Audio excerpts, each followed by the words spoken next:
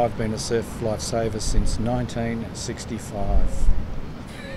It's a long time. My father was a lifeguard from Queenscliff Surf Club in Sydney, and I always grew up with that surf, not mentality, but surf awareness, surf culture, and I think that I followed in his footsteps, wanted to become a lifesaver because he'd been a lifesaver for a long time. I can remember when I was a junior, what we call a junior lifesaver, I was rowing the boat out at the Bombora up here, and they were huge waves, and I can certainly remember it felt like the boat was standing on its edge, and the wave was still above us and it was still below us, but we survived. So I'm still patrolling.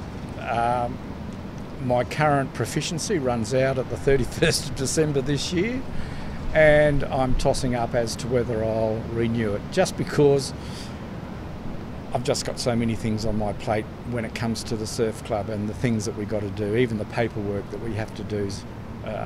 It's mind-blowing. I'm actually a member of the Active Reserve Patrol, which sort of, you don't have to do it regular like, and I might continue in that vein. We have additional problems because a lot of visitors come to Stewart Park. They have a picnic around the north area of the beach. Whether they know about the surfing between the red and yellow flags is not known, but sometimes they just walk down from their picnic straight into the beach. Puckies is an area where we can't directly see, but we've got a patrol all the time because a lot of people swim up there in the lagoon. We don't know how good swimmers they are, so there are issues. We've had drownings up just north of Ferry Creek, so it is an area that we have to look after. And yeah, there are incidents all the time.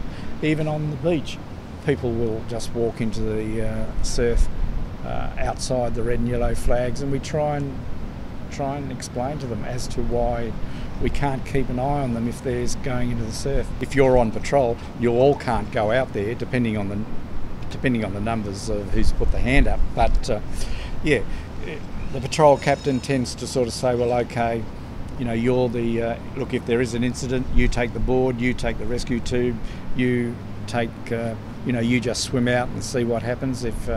So it's all pre-planned, so everybody knows what job they're doing. And so if someone happens to do that, the first thing that goes through your mind is, okay, get them safe, bring them back to shore if need be, or move them over.